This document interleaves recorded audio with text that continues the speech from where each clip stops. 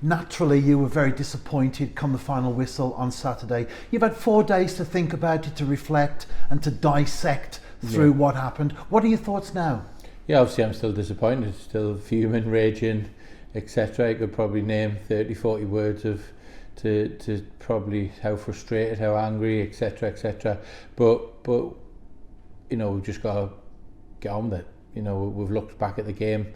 There's certain things we didn't do that we've been doing all season that we didn't do for whatever reason, and that was the contributing factor of not winning the football game. You know, obviously you go 2-0 up and you expect a TNS team of our calibre to at least not get beat off anybody. In credit to Cardiff Met, you know, we had a really poor 6 or 7 minutes when they scored the 2 goals, because apart from that they only really had one opportunity right at the end when we were pushing everyone forward to try and get the equaliser.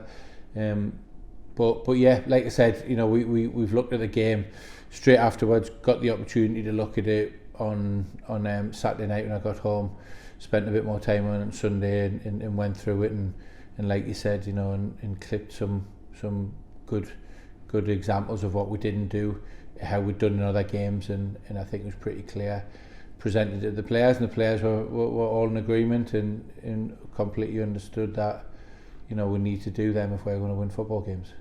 Things that were built on from the last 10, 12, 15 weeks of that we've done 99% of the time, most games, most times. And historically, whenever the New Saints has lost a domestic game, there's been an immediate positive response, and not wishing to put words in your mouth, of course, but that's what you will be expecting this week. Yeah, not expecting, demanding. You know, I think that's more the right word for it, demanding, you know, from everybody. You know, we're not saying, you know, isolating the 11 players on the pitch, or demanding as in like the first day we're back at training on Monday morning. You know, the demands of, right, okay, we need to make sure we're really at it. Tuesday we're really at it, Wednesday we're really at it. You know, the lads will have a recovery day on Thursday, and Friday we're back at it. You know, from the staff right the way through to the players that played. So it's not just isolating any individuals or a group of players, it's a collective of everybody. You know, no one likes getting beat, and certainly no more so than me. And what I've got to say to the players is we've got very good players and very good people, and they were devastated after the game. You know, it was a real bad dressing room to be in. They were, you know, very, very, very affected and upset and angry and frustrated, etc. All, I think the alignment of where myself and the coaching staff were, and with the players, was the pleasing thing. You know, it was that everyone was fuming, everyone was gutted, everyone was devastated. You know, you can chuck as many words as you want, but and then reflecting that, when we've analysed the game and went back and looked through clips and through parts of games, etc., everyone was in agreement what we didn't do, which we have been doing, as I just referred to a little bit earlier.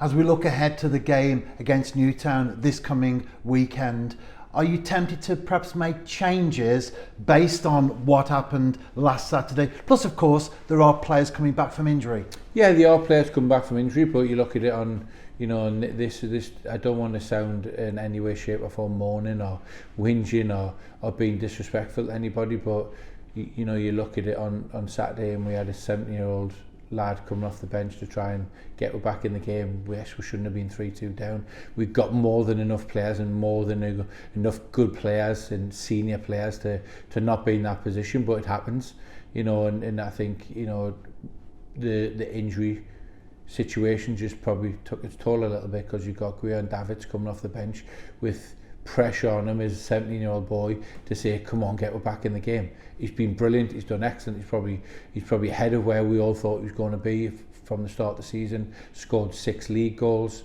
you know, and every time he's played he's never let anybody down. He's been excellent.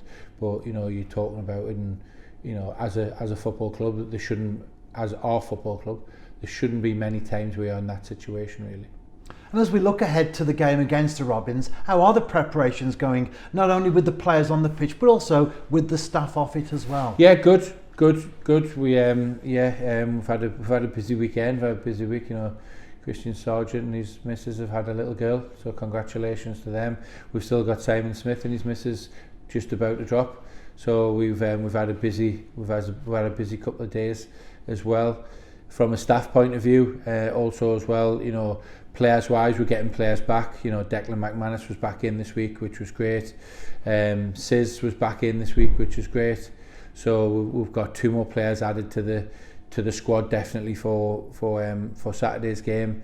And then we've got Ben Clark is going to be a bit of a longer one. Jordan Williams is going to, obviously still the situation going to be a bit of a longer one. But apart from that, I think Ashley Baker's a little bit longer, probably another week or so.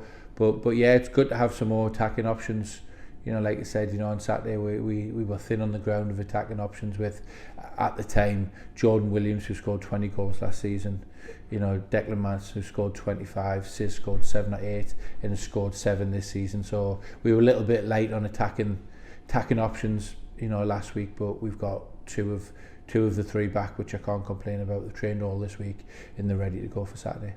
And there are just 9 games to go now to the completion of the season. Yeah. And we are 15 points ahead. Yeah. As we often say, we've scored more than anyone else, conceded less. Yeah. It is a good place to be in. Of course it is. Look, you know, from an isolated position on Saturday was terrible for every way, shape and form. Well, you know, we hate getting beat. Everyone hates getting beat at this football club, from myself all the way down through the staff, the players. It was, at the time, it was, you know, it was disastrous because we are on such a good run, and we have been so good, and just at this football club, losing football games is it's not a thing that happens often. So when it does, it's the first one domestically for, that was the 23rd game, if I'm correctly. So being beat 1 in 23 league games. So you can imagine, you know, it wasn't very nice after the game, the change room, you know. But we've got this weekend out the way. We've looked at it from a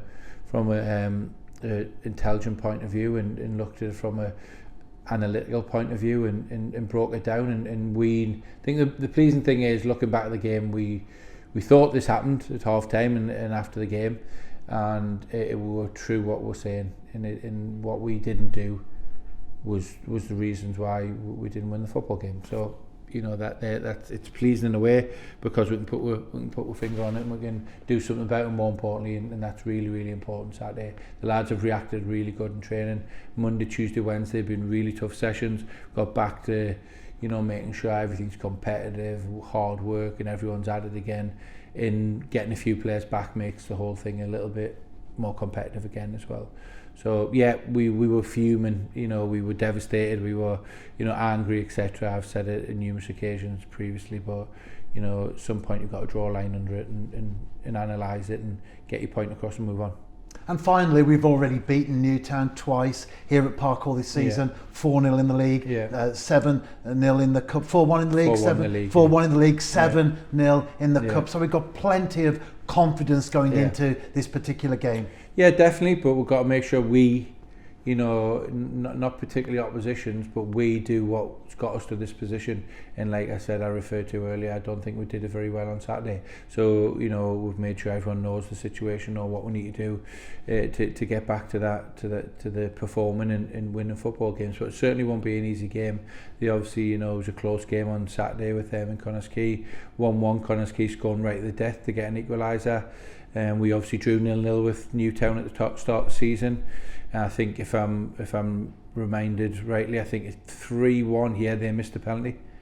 That could have made it 3-2, made it a bit more interesting. Then we went and scored 4 and made it 4-1 and put the game out of their hands. Chris is a very good manager. He's got some very good players and good group of lads, and obviously they represented the league in Europe last year, and they'll be in a great vein of form compared to what they were at the start of the season, and it'll be a very, very tough game.